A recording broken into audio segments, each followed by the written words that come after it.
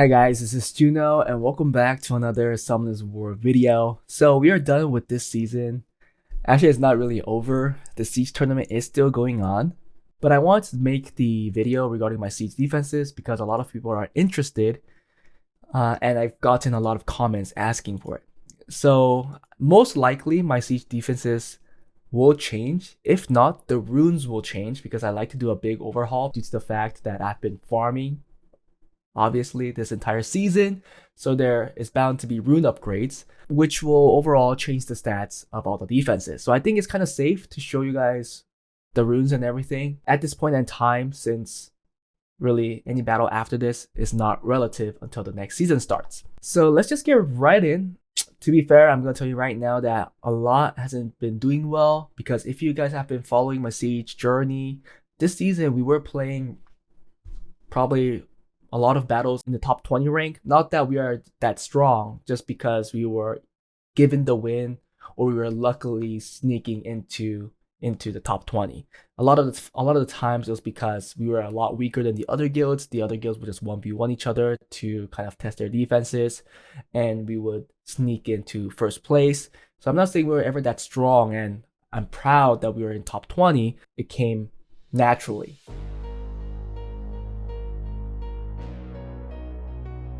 So you really want to talk about the frontline defenses, right? So we're running, this pops up. Well, this is the tournament style, but we were running a lot of Clara, Tarion, and Savannah. This was very common and global in G3. A lot of G3 guilds were running this. I think for the top 4 guild, Oxytocina was running this all around. The idea was obviously with the speed lead, you try to contest first turn, you combine swift traps, and you combine slow traps, Leo traps, so everybody will be very slow but very efficient all around. But this defense is a little harder to Leo just by the fact because there's a Tarion, and if the Tarion lands a Oblivion, then the Leo is essentially not a Leo anymore. So it's mostly swift traps and then violent stuff, right? The Clara could have been in both of those builds. I think there was another build to counter something else. I don't really recall what that was. I just recall the most 2 builds for Clara. One was Swift and the other one was not as fast, but still decently fast, Violent or Despair. And then here, it's funny because the Tarion will go second and go for whatever win defense unit that the opponent brought in. Usually we were thinking about the Windy, and that's why we want Tarion to go second so that he can land the Oblivion on that Windy. Although 100 res Windy is becoming more and more popular, reason why it's really important to get high accuracy on Tarion.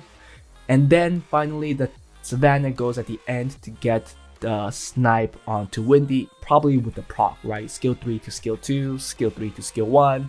Just some way, procs are a thing in Siege, especially in Siege defense. So it was really just a one-shot comp, so it wasn't very tanky. Most of these are very damage heavy, unless it was a Leo trap, which is not common, knowing the fact that there's a Tarion. Mine was not the Swift build, mine was a Violent Clara on 270. So you want all of these over the 289 tick, at the very least, if you're going the fast route that's not Swift.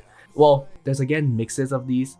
I went with everything over 286 tick, or 289 tick, and then there are people that only kept the Clara over 289 and then the other 2 on the 236 if their rune quality couldn't support that. But you can see the Clara, even the Clara is on a damage build. It has a crit damage build, not that tanky I have to say, but it has the accuracy, it has some attack, so it's probably on speed, crit damage, accuracy, which it is. And there's all of these additional damage artifacts. We were all hoping, or I was at least hoping, that 70% accuracy was enough to at least get a strip. The most optimal thing here is that Clara uses skill 3 by going first and then connects it to skill 2 to whatever wind tank there was. However, if it was a Windy, the skill 2 would be actually a waste since Windy couldn't get defense broken.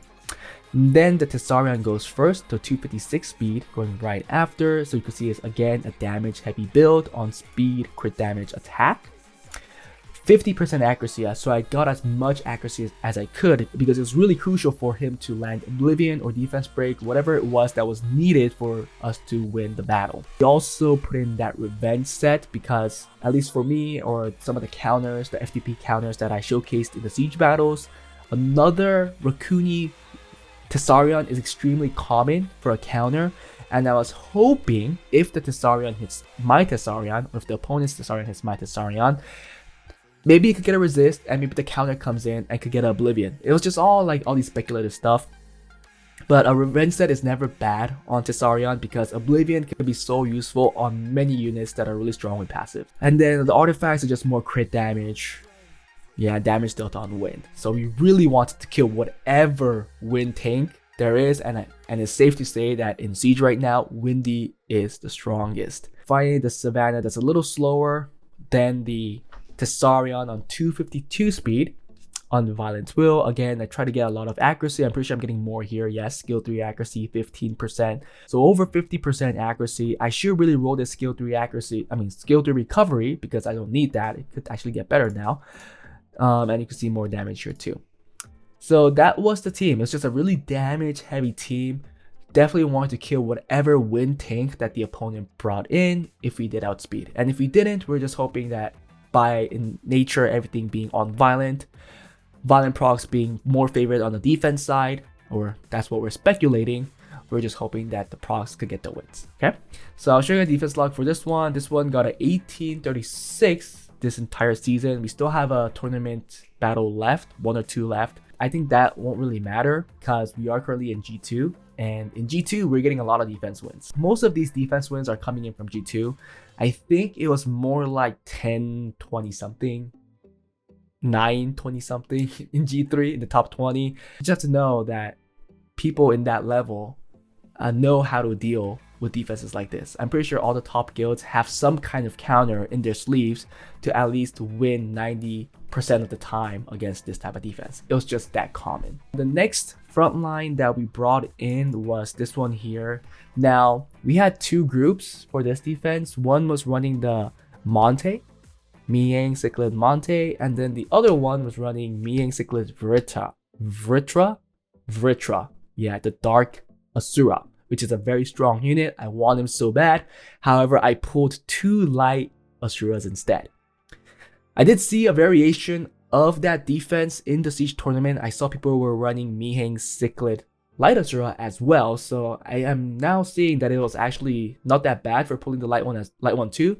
But the dark one definitely looks like it has more debuffs and a little more annoying kit in defense. I didn't have that, so I ran the Miang, Cichlid, Monte. The idea here was that pretty simple. Again, it's a speed lead with a very high base speed unit that can either be on Swift, Violent. So it's really hard to just bring in a cleave. Yes, I've been called out by a lot of people that my Swift runes suck, so they probably speculate this to not be on Swift. And even if it is, they could probably outspeed it really easily. That's all me. My runes just suck. I know. I admit it. But the point is that you can mix and match this, so the opponents don't know if they could just cleave it or they really have to bring in something else to fight the RNG, the violent procs. So here my Cichlid does not go first. The Monte actually goes first. My Monte goes first on 286 Violent Will. The goal here is the Monte goes first and uses this Destiny dice to roll something low on one unit. And Cichlid skill 3 is elemental neutral, or always has an elemental advantage. I forgot what it was. So it should go on a unit that has the lowest HP if it does go low enough. And with that, if it lands a defense break, the Miang finally moves and kills off that unit. So it's another one-shot type of comp. If everything goes right, it could win, especially if you outspeed. Decently fast on 286 speed. A lot of additional damage artifacts again on all of these. Nothing too crazy other than that. Accuracy might be a little low, but he's really there for the Destiny dice. And then we have the Cichlid on 280 speed. Again, all of these probably with the lead are over. No, they are. Most likely are over the 289 tick.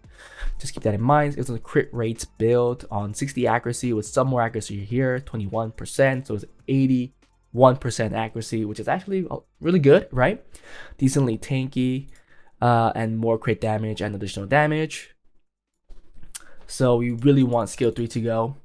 And then finally the Miang moves on Violent Destroy, on Speed, Crit Damage, Attack, or HP. Yeah, HP.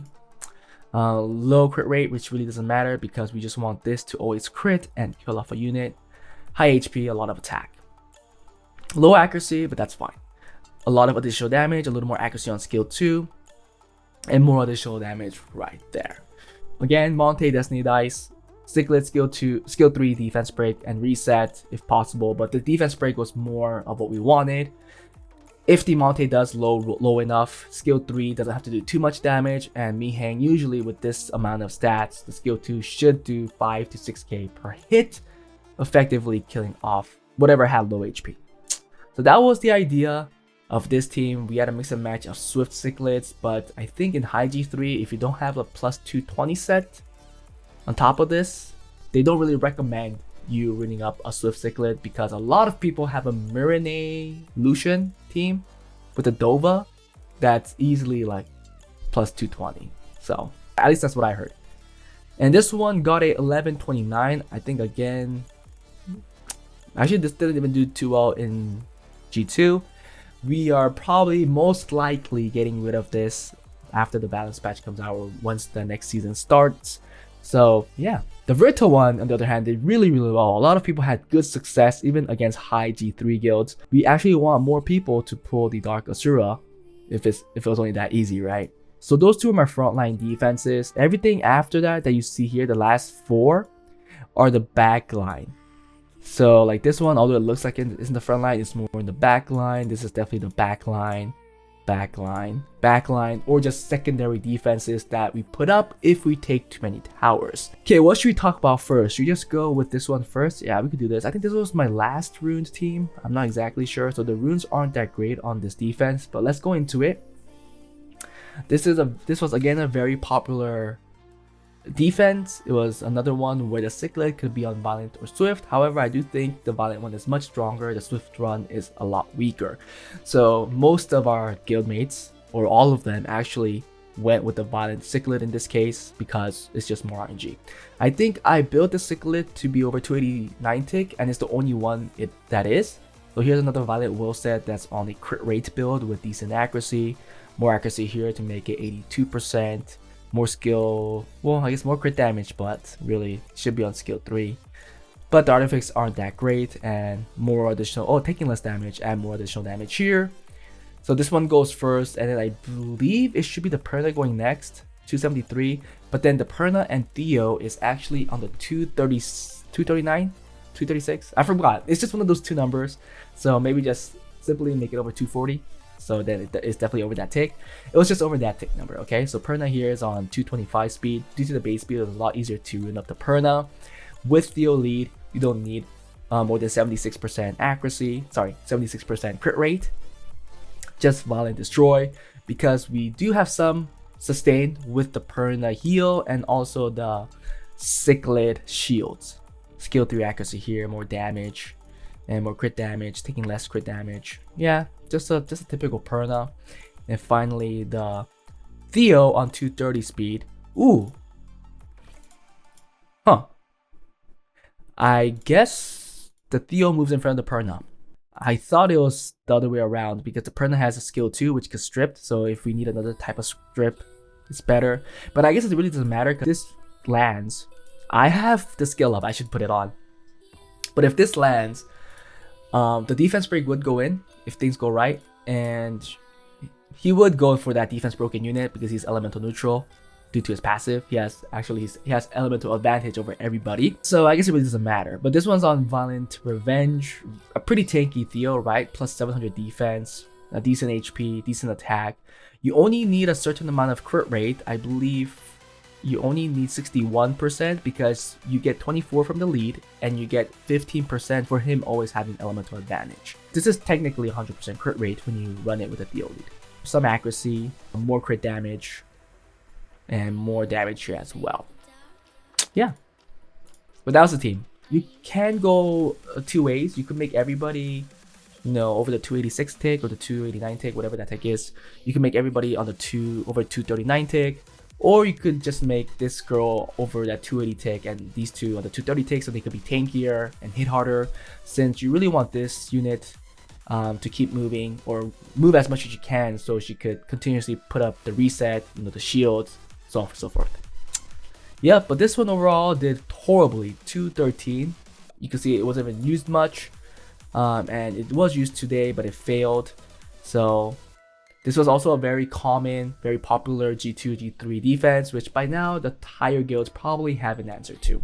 Another interesting one that we've seen actually decent success in G2 and G3 somewhat is this defense right here. I think a variance of this is by using the Water Heart Magician, the Sonia, or the Sonnet, sorry, rather than the Arya.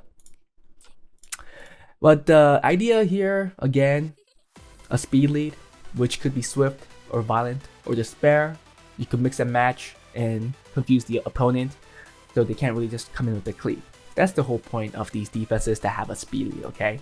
Other than this one, everybody else has a speed lead, and the whole point is that it confuses the opponent if they could bring in a cleave or not. If they're super duper confident on the swift, obviously you're gonna lose. That's just a rune quality thing, you can't do anything, and that's what happened to me a lot of times.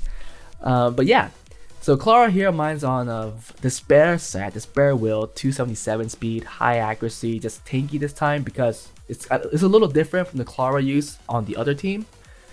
This girl didn't have to dish out too much damage because it was really the Dark Cat, the Bombay, that was killing everybody. So it was just more additional damage here and there because we have close to max accuracy anyways. And that's all we really needed. And then we have the Arya that moves 266 speed to land the sleeps, AoE sleeps.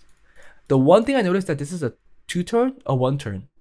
Oh, it's a random number because I've seen a lot of 1-turn sleeps, so it didn't really connect with Bombay. But okay, it's a random number, which is not bad.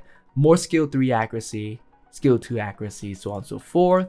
And then finally the Bombay on a Violent Revenge set on a crit rate build. I think it's speed crit rate HP or speed HP. Yeah, speed crit rate HP on this one, and it's plus 154 speed to make it over the 289 tick. Yeah. Why on Violent Revenge, you guys might say? It's because these cats, if they revenge, they go back to sleep. So it's technically like them taking a turn. If they attack, they go to sleep. So even if you awake them, if they revenge, they'll go back to sleep. That's the whole reason for revenge. Now artifacts is all skill 1 crit damage or something related to crit damage. So here, 1 turn crit damage 3%, skill 1 crit damage 11, crit damage is more HP 16, less HP 9, and then here is just own crit damage 10%, just all crit damage stuff. Okay, and this one here did pretty well, 23-27. Most of these wins are coming from G2. I think this got like 8 wins in just G2 recently from the tournament style. So I'm not saying that this is gonna work in G3, but it did get some wins in G3 as well. It's just that the proportion of wins is much higher against G2 guilds or lower G3 guilds. Another interesting one is a Chandra, I forgot this thing, Zen. It's Chandra, Zen, Jazelle. A lot of people aren't using Zen, but however, we've seen a lot in the Siege tournament in various other regions, and we know that he is actually pretty good with his RNG skill 3. He was in our back line. Better to be, again, same reasoning like everything else. You have a speed lead plus a unit that could be on swift or violent, and then some damage dealer. That's just how this meta is. Everything is paired with a speed lead, and then you have another unit that has crazy base speed that could be fast on swift or violent, so you don't know if you could cleave it, and then you have a annoying damage dealer. So Zen here goes first on Violent Blade. I built mine so it also does some damage if it gets a crit. Decently fast. Obviously not the fastest, but it is over that 289 tick. Yes, just crit damage stuff. If it could, I wanted it to have a chance to do damage. And then Chandra goes next on another Destroy set, 260 speed, crit rate build. Speed, crit rate HP, more accuracy, and crit damage because we do have it on a crit rate build. And then finally the Jazelle on a Violent Will build. Now I changed my Jazelle build so many times because it was never a priority in these PvP aspects. So it doesn't look that great. I could change some runes here and there, but it's on speed, defense. There's more on the tankier side. But we do have multiple units that does some kind of damage, although the crit rate is low or there's no crit damage. There is some aspect of damage there. More crit damage if it gets it, more defense up effect, and more defense up effect here with more crit damage stuff. Yep, it's just the typical Jazelle that doesn't have crit rate, right? But the speed difference isn't too high. The Jazelle is a little too slow compared to these two units, but the Chandra does bring in a boost with this, so I'm pretty sure Jazelle will move if everybody gets to move. This one didn't really get used much. 5-4 as a positive win rate. It actually got 3 wins today. Okay, so it's doing better in G2, lower G3, not so much in high G3, and also it wasn't really used much in high G3 because we just get wiped, right? Okay, now the last defense is this one right here with another Bombay. We are talking if we should just change this to a Theo, which a lot of guilds do. They run a very similar defense, but instead the Theo than the Bombay. The problem is that Celia's sleep is 1 turn, so connecting this is actually very, very hard. The theory of this defense is the same with all the other defenses that I've talked about. You have a speed lead, and then you have a high base speed unit that could be on Swift or Violent. Again, you don't know if it's cleavable. So you mix and match it. Thankfully, I think we have 5 members that have Celia. I think. So we made this defense. My Celia was on Violent on 286, 287 speed. High accuracy, Violent will. I didn't give her good artifacts because she was actually never a priority. You could see that she's not in the tower, so she was just more of a backup unit. And then we probably have the Carcano on 256 speed. Again, all of these are over the 289 tick with the speed lead. That was on a crit rate build on Violent Revenge. Yup, speed, crit rate, HP. With more skill 1 crit damage in any way. Or just crit damage in general. And then finally we have the Bombay. And this one I believe is on a speed HP build. Yeah. On Violent Revenge as well, due to the same reason. If it revenges, it goes back to sleep. Skill 1, crit damage. Yeah, all these crit damage stuff. And here too. The issue with this one, I believe, is because this is only a 1 turn sleep. This is even harder than the Arya to connect. Because the sleep is 1 turn. This one in the end got a 2-8. So you can see that it's not doing too well. I think from my explanation today with talking about all of my defenses that I've used this season, the meta was fairly simple. It was with a speed lead accompanied by a unit that had very high base speed that could either be built on Violent or Swift, so the opponent couldn't really take chances on just bringing in a cleave unless they had really big confidence with their rune quality or Swift runes in general. So they had to bring in something safe, bring in a counter, or just try to contest the Violent procs that, again, I do think have an upper hand in defense to win the match. But that was it, guys. Hope you guys enjoyed it. Those were the defenses that I've used, and those are the runes and builds. If you guys have any questions regarding these, please put a comment below. I'll be happy to answer them. If you guys liked this video, please like and subscribe. Yeah, hope we do better in the next season. Bye.